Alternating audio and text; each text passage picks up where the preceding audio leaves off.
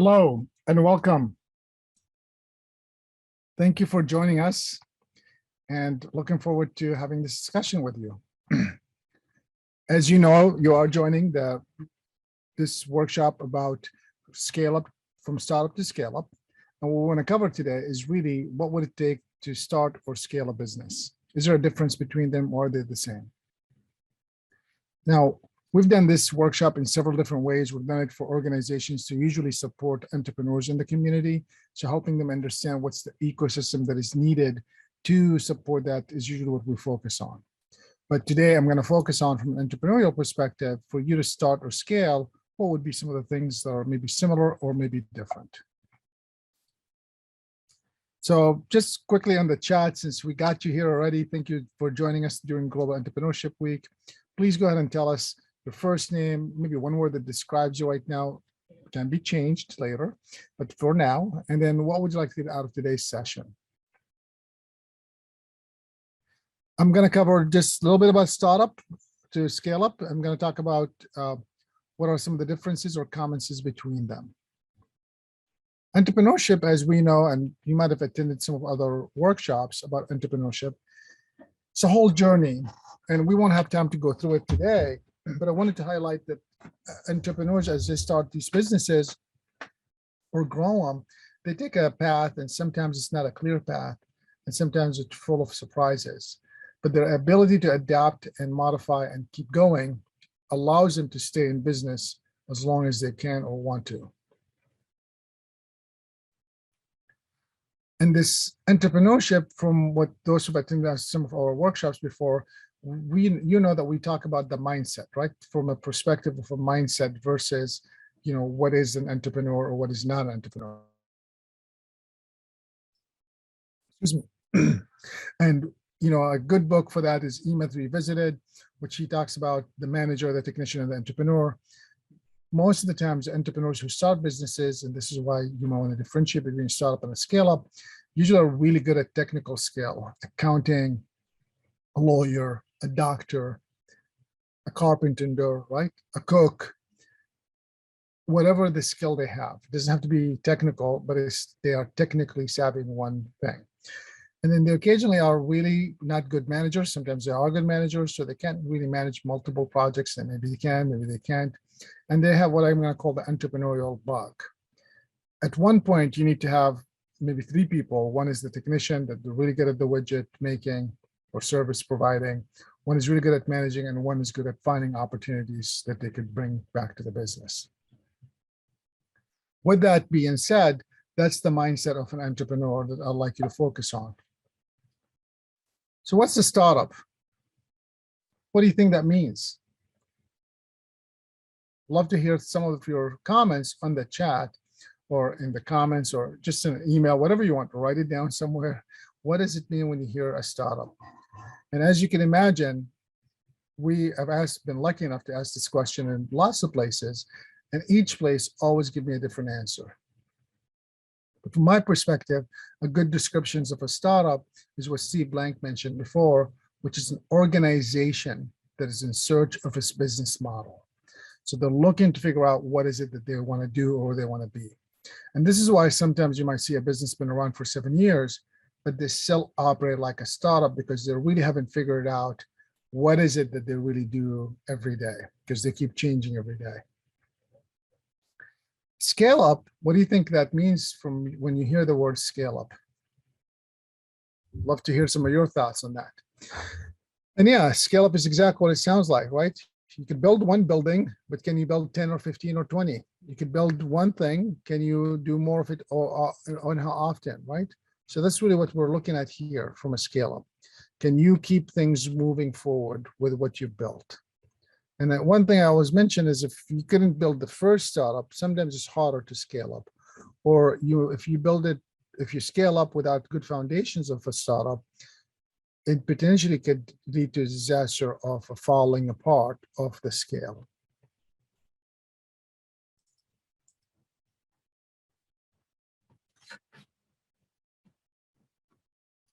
By the way, no right or wrong from these startup versus scale up, but I want to talk to you about what's some of the insights that we've learned about each one of them. And I will challenge you to rethink it from your perspective. I'm just not going to be able to highlight every single thing. I'm going to focus today on 5 insights about startups. What are some of those insights? You might know already, but I'm going to give you the framework for it.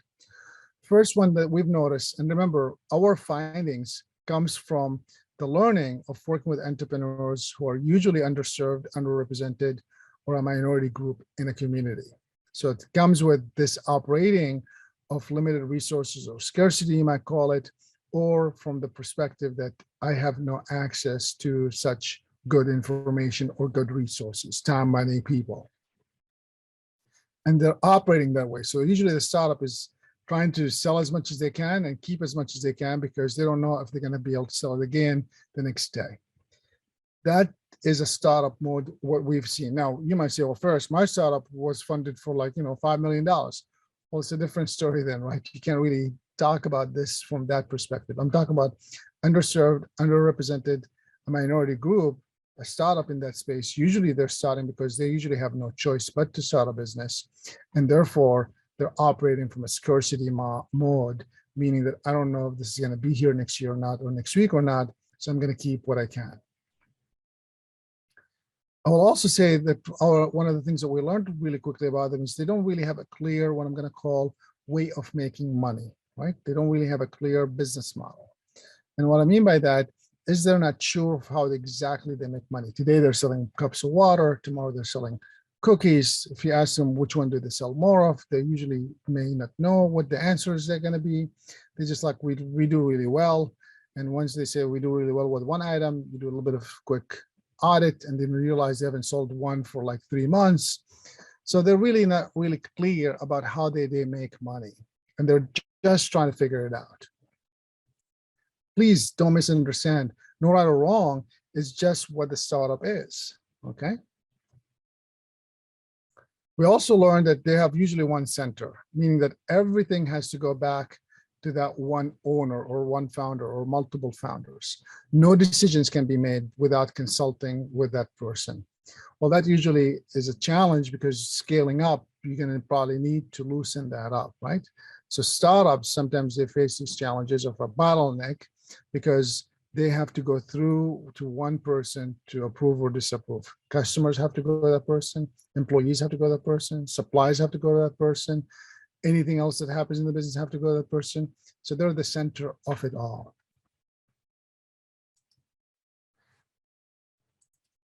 Again, no right or wrong is just a thing for you to be aware of. And I bring this up because people say they have lots of systems in place to start the business. Well, usually if it's a startup, most likely they have no system. And this is what I mean, like, what system? What are you talking about? What's the system of placing an order? What system? You just come and order. What's the system of replacing the items that you just sold? What system? We just call and buy what we need.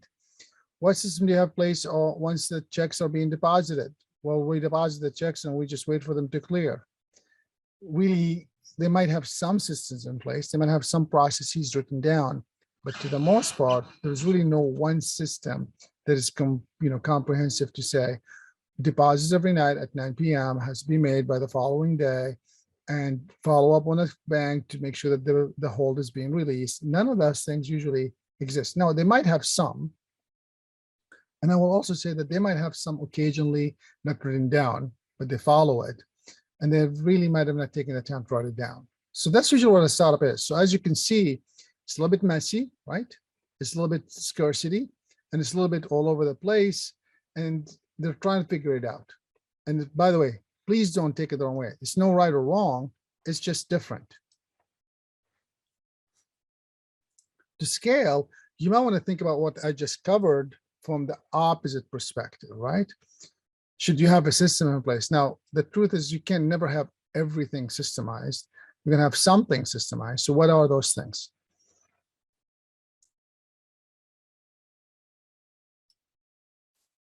What are those things that are systemized? You might have, rather than having one center, you might have multiple centers. So one person can make decisions on buying the supplies. One person can make decisions for the customers. One person can make decisions with the schedule, right? So you can have multiple, center points. you probably know exactly how you make money. You sell widget A, you sell service B, whatever that is. You have a system in place or a product in place to make you sell or make you make money. So think about that as we go through it. Now, growing a business usually requires a little bit more than just what we discussed there. In addition to what we covered in those 5 insights about, startups, I want to think when you're growing a business, you want to articulate a couple of things. Because you're already in business, you don't need to worry about the scarcity. Now, the truth of the matter is that some entrepreneurs still today, as they scale up, they're still operating with the mindset of a startup, scarcity. And if you want to shift that from scarcity to growing a business, you have to change it to abundance and investments, because you might be putting some effort that you might not see the results for 2 or 3 years later. But you have to understand how that works. So identifying what exactly you want to go after, because you might also have at the time multiple streams of revenue, and you could decide which one makes sense, or you might decide you want to go after a new stream of revenue. And then you want to identify what is it that you have, because at this moment you're running a business. So you can decide what is it that you have to support this new venture or specific opportunity you want to support, right? And you might want to think about what adjustment needs to be made: hiring staff, adding staff, training staff, leadership team, right? Funding needs, all those things could be part of it, of adjustment that is needed.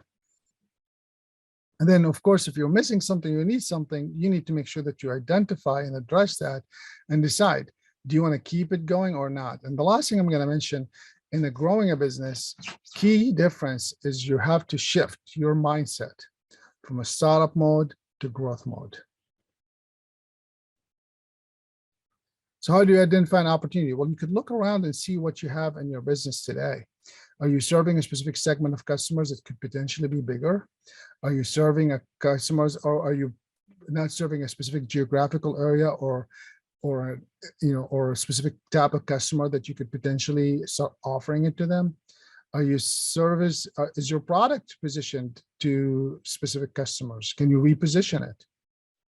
Can you modify it to apply it for other people, for others to be interested in? So usually there's an example. You sell shampoo. Can you sell it to smaller size for the travelers, right? So it doesn't mean that you've changed much, except you change the size of the bottle. So now it's for the travelers.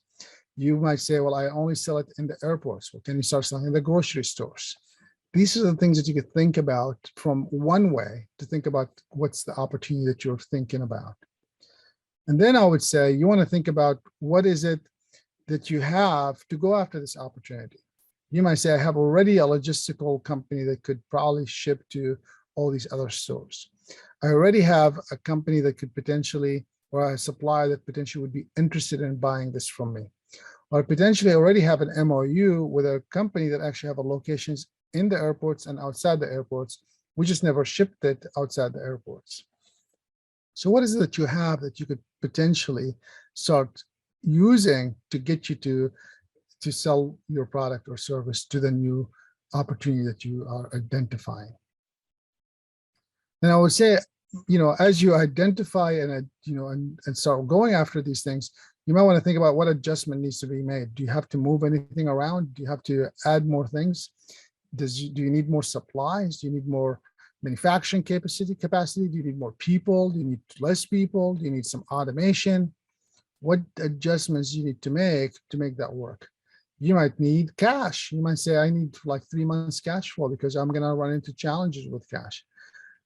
So you want to think through that idea to what adjustment needs to be made to make your business grow.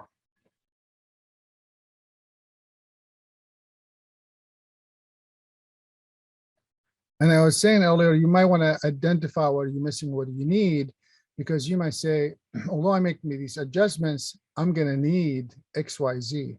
I'm going to need a CTO. I'm going to need a CFO. I'm going to need X number of dollars. I'm going to need a new relationship with a logistical company.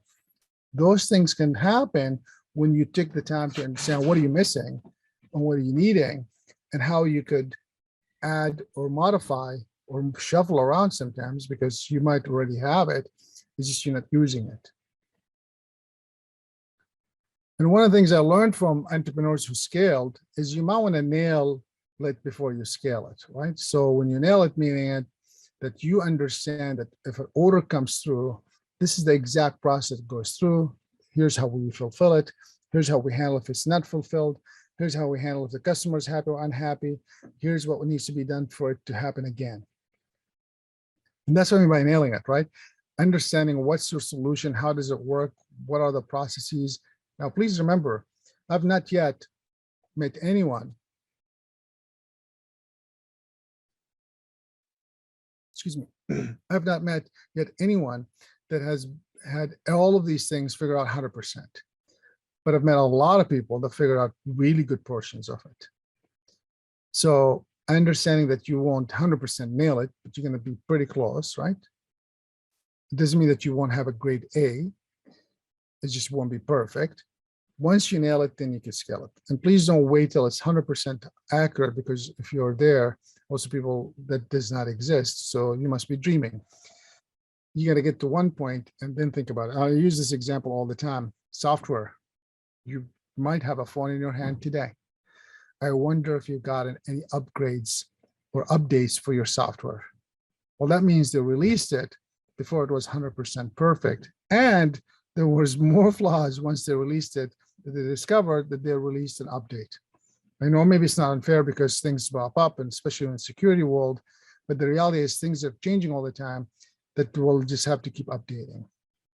Same thing with clothing, same thing with dresses, same thing with anything else that you do. There's always a release first, and then there's an adjustment and then a modification. So please, nailing it doesn't mean that you have to be perfect. It does have to be a good product or service. It could be a great product and a great service. It's just, you gotta have to have some systems in place to make it work. And it doesn't mean that you won't find holes in the system, and don't try to fix them all before you launch. You launch and then you fix them as you go.